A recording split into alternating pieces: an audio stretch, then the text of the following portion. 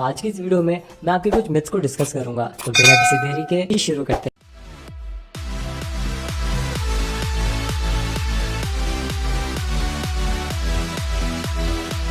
Myth number 1, comics में एक alternate universe में कैप्टन के पास टोनी स्टार्क का टेक है। ये मिथ कंफर्म्ड है। हालांकि ऐसा कुछ नहीं है कि कैप्टन के पास टोनी स्टार्क का टेक था। हुआ ये था कि डॉक्टर अब्राहम एर्स्किन, जिन्होंने सुपर सोल्जर सीरम बनाया, वो इस यूनिवर्स में मारे जाते हैं और स्टीव रॉजर्स कैप्टन अमेरिका बनने के बजाय बन जाता है आयरन मैन और उसे बुलाया जाता है आयरन कैप। जिसके बाद आयरन कैप काफी सारी लड़ाइयाँ भी लड़ता है जर्मन्स के खिलाफ और इसी यूनिवर्स में ब्रूस बनर के बजाय पीटर पार्कर हल्क बन जाता है, जो आगे चलकर स्टीव रॉजर्स को मार देता है। मिथ नंबर 2, ये एक मिथ नहीं बल्कि एक फैक्ट है। आयरन मैन 3 के एंड में टोनी स्टार्क ने सर्जरी की मदद से अपनी चेस्ट में फंसे शार्पनर्स को निकलवा लिया था और इसके बाद टोनी स्टार्क को आर्क रेटर की कोई जरूरत नहीं थी। फिर हम देखते हैं कि टोनी स्टार्क पेपर पॉट्स को एक नेकलेस देता है जो कि इन्हीं शार्पनर से बना हुआ था।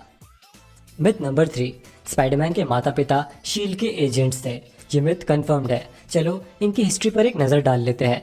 पीटर के पिता का नाम था रिचर्ड पार्कर, जिनका जन्म हुआ था क्वींस में, जहां वो अपने भाई बेन के साथ रहते थे। उन्होंने सीआईए के लिए काम किया और फिर उनकी शादी हुई मैरी फिट्जपैट्रिक से। और इन दोनों के बेटे को तो हम जानते ही हैं, पीटर बेंजामिन पार्कर। तो हाँ, ये दोनों शील्ड के एजेंट्स थे और शील्ड ने इन्हें एक सीक्रेट मिशन पर भेजा था सेकंड रेड स्कल से रिलेटेड कुछ इन्फॉर्मेशन निकालने के लिए।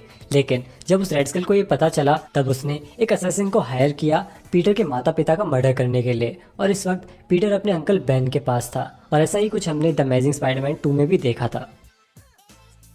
मिथ नंबर 4, एंड गेम में सिर्फ बिग चेंजेस ही न्यू टाइमलाइन क्रिएट करेंगे, स्मॉल नहीं।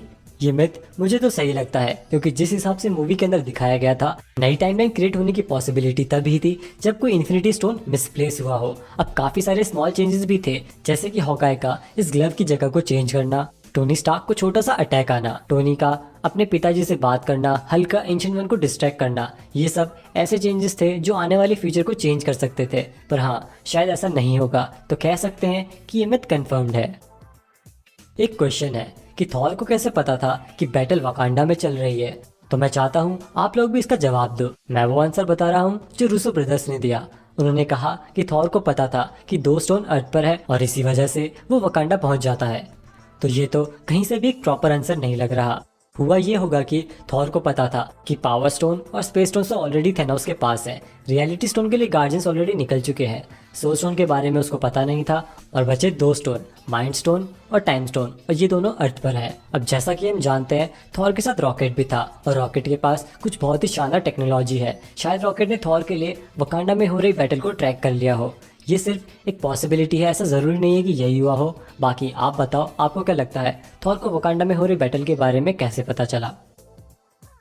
मिथ नंबर 5, तो मिथबस्टर्स के एक एपिसोड में मैंने कहा था कि ब्लैक पैंथर के पास ऐसी सुपर पावर है जिसकी मदद से वो ये जान सकता है कि उसके सामने वाला इंसान झूठ बोल रहा है या सच। तो इनका कहना है कि अगर ऐसा है तो सिविल वॉर में टचाला को क्यों नहीं पता चला कि बकी सच बोल रहा है? तो सबसे पहली बात तो ब्लैक पैंथर ने जानने की कभी कोशिश ही नहीं करी कि बकी सच बोल रहा है या झूठ।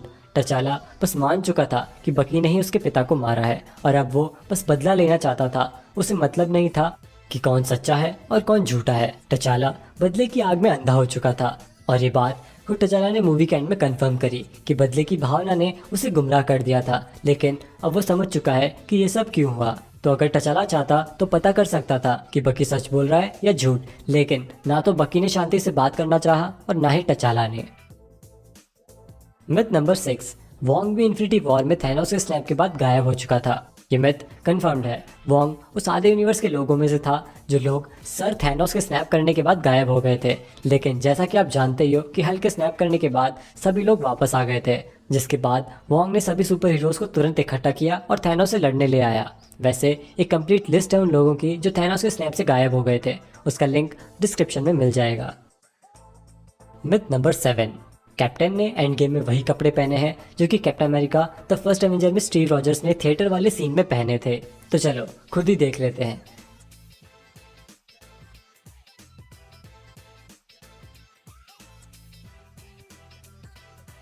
नहीं, ये बिल्कुल भी सेम नहीं है। और सबसे पहली बात तो इतने साल किसके कपड़े चलते हैं भाई? पता नहीं मैंने ये मिथ कंसिडर ही क्यों किया। मिथ नंबर 8, जिस तरह से एंटमैन को यंग बना दिया गया था, उसी तरह से कैप्टन को भी वापस यंग बनाया जा सकता है। सबसे पहली बात तो ये सब करके क्या फ़ायदा। कैप्टन अमर नहीं बनना चाहते, उन्हें एक नॉर्मल लाइफ चाहिए थी और वो लाइफ उन्होंने जी ली। अब बात करते हैं कि क्या सच में इस तरीके से किसी को यंग बनाया जा सकता है क्या। तो देखो, हुआ ये था कि एंटमैन की टाइम मशीन में टाइम बॉडी के अक्रॉस ट्रैवल कर रहा था, यानी कि एंटमैन ने टाइम ट्रैवल नहीं किया था बल्कि टाइम उसके अंदर से होकर गुजर गया और वो कभी बच्चा बन गया तो कभी बुढ़ा, और टाइम कितना ट्रैवल होगा उस पर भी कोई कंट्रोल नहीं था। यही कंट्रोल लाने के लिए टोनी ने टाइम स्पेस जीपीएस बनाया था, यानी कि अब एवेंजर्स टाइम के अक्रॉस ट्रैवल कर सकते हैं, मतलब कि टाइम वहीं रहेगा और ये लोग टाइम में घूम सकते हैं और टाइम स्पेस जीपीएस की मदद से किस समय पर जाना है इसका पूरा कंट्रोल ले सकते हैं। तो एंटमैन की टाइम मशीन का यूज़ करना बहुत ही ज़्यादा रिस्की है, क्योंकि तुम्हारे पास टाइम के ऊपर कोई भी कंट्रोल नहीं रहता।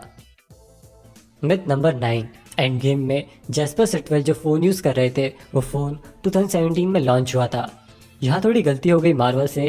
कैप्टन अमेरिका टाइम ट्रैवल करके 2012 में जाते हैं, जहाँ एलिवेटर में जैस्पर सिटवेल मिस्टर सेक्रेटरी से बात कर रहा होता है, और जहाँ तक मुझे लग रहा है ये सैमसंग गैलेक्सी S7 एज है, जो कि 2012 में नहीं बल्कि 2016 या 17 में लॉन्च हुआ था।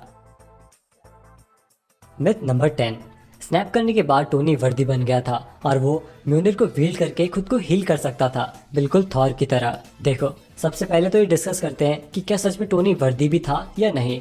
अब टोनी स्टार्क की हिस्ट्री देखी जाए तो जैसी उसकी हरकतें थी वो अपनी पूरी लाइफ में किसी भी पॉइंट पर वर्दी नहीं था। अब रीज़न तो सब यही देंगे कि टोनी एरोगेंट था, सेल्फिश था। तो एरोगेंट तो थॉर भी था किसी समय पर, लेकिन वो एरोगेंस अब कम हो चुका है और वर्दी होने के लिए परफेक्ट होने की ज़रूरत नहीं होती। ना तो थॉर परफेक्ट है और ना ही स्टीव। तो हाँ, टोनी भी स्नैप करने के बाद वर्दी हो सकता है, क्योंकि टोनी ने सिर्फ स्नैप ही नहीं किया, उसने मौत को गले लगाकर पूरी दुनिया को बचा लिया। उसे पता था वो अब नहीं बच पाएगा, ना ही कभी मॉर्गन स्टार्क से मिल पाएगा, लेकिन उसने बिल्कुल सेल्फलेस एटीट्यूड दिखाकर स्नैप किया और ये बात उसे वर्दी बनाती है। लेकिन क्या वो म्यूनिर को बील्ड करके खुद को हील कर सकता था? तो उसका जवाब है नहीं। ये शायद सिर्फ थॉर ही कर सकता है एमसीयू में, तो क्योंकि ये पावर थॉर के अंदर है जिसे म्यूनिर या स्टॉर्म ब्रेकर के थ्रू कंट्रोल किया जा सकता है। मतलब कि हीलिंग एबिलिटी म्यूनिर या स्टॉर्म ब्रेकर में नहीं है, वो थॉर के अंदर है। तो आज की इस वीडियो में बस इतना ही। अगर आपने अभी तक मुझे इंस्टाग्राम पर फॉलो नहीं किया है तो फॉलो कर लो। अगर आपको ये वीडियो अच्छी लगी हो तो वीडियो को लाइक कर देना, इसे अपने दोस्तों के साथ शेयर कर देना, और हाँ, चैनल को सब्सक्राइब के बिना कोई नहीं जाएगा। मिलते हैं अगली वीडियो में।